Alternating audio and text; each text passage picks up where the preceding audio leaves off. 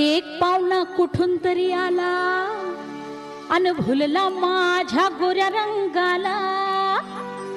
मी म्हणलं करू ना ग स्थान, अशी लावली मी कैकांची वाट. मोठ्या मोठ्याची केली मी दैना, मोठ्या मोठ्याची केली मी दैना दैना दैना.